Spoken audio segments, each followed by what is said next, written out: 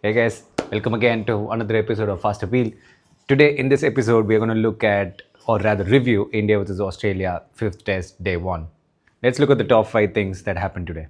Number 1, the clear exclusion of Rohit Sharma, or rather, I should say, Rohit Sharma opted out.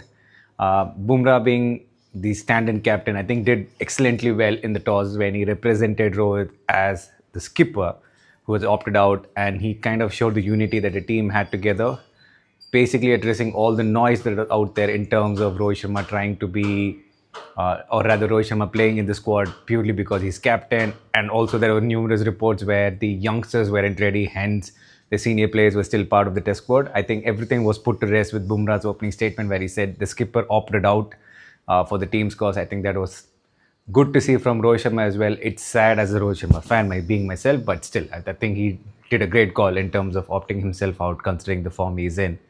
Number 2, decision to bat first.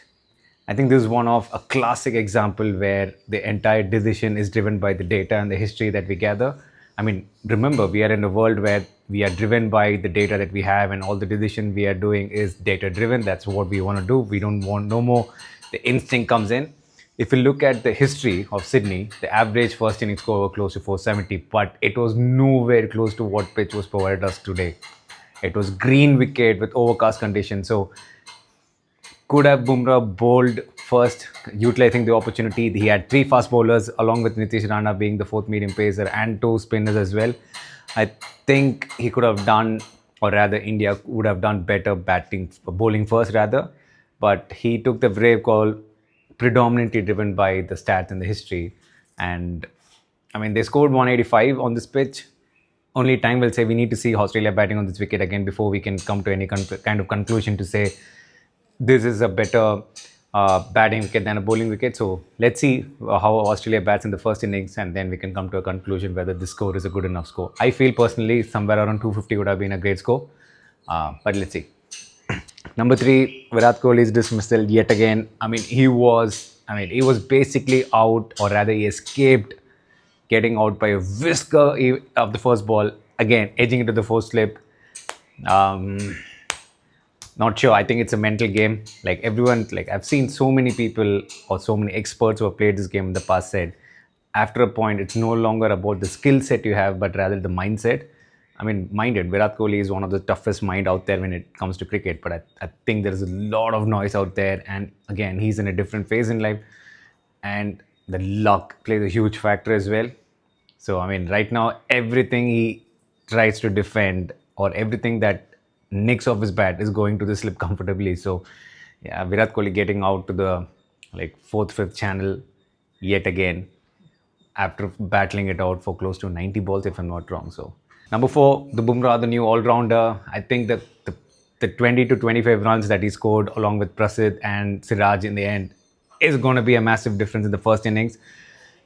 Else India would have been somewhere close to 150, but because of his resilience and the attacking ability that he has, which he has constantly said in the previous interviews, he was able to just stitch those partnerships together. And I think he has put India in a very, I would say, a okay situation of a 185. But I think it's high time we start calling Bumrah the all-rounder, considering the fact that he's the captain as well, Ram. And the final thing is the drama that happened in the last over. You guys must watch it. I'll try to see if I can put a clip on the side of this video, but it was one of those drama that you need to be watching it live.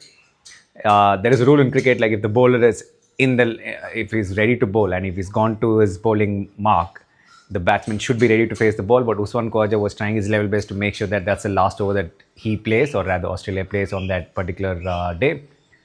When Bumrah was trying to edge on to ensure that he can creep in one more over, Usman Khawaja was taking a bit more time. But then he kind of riled up Usman, saying that, come on, play. And then Constance, the youngster, yet again started to come in face of Bumrah, trying to have like a verbal altercation with them. And then Bumrah taking Usman Khawaja's wicket on the final day. And then the celebration that it did, it's just a spectacle. It's just drama. This is why we love Test cricket. I think this is something, it's just boosted the entire team's energy. So day 2 is going to be fascinating how we start. So what can we look at day 2? So I think the last wicket that Bumrah took is definitely going to put a impetus of energy into the Indian team, but the first 30 minutes is going to be crucial. If Konstas is allowed to play his natural game, and if he scores say, let's say, 30, 40 quick runs, that's going to impact India's mindset in terms of how much they can attack. So it's very important the first 30 minutes we take Konstas and, of course, Steve Smith's wicket as soon as possible, so that there is some pressure on the Australia's lower middle order. And then, considering the fact the pitch and the bowler strength we have with Prashant, the tall guy, I think we can make a game out of it. So that's my review. If you guys like this, please do comment, subscribe on this YouTube channel. Your help is gonna make me put more videos out there. Until next time, take care. Bye.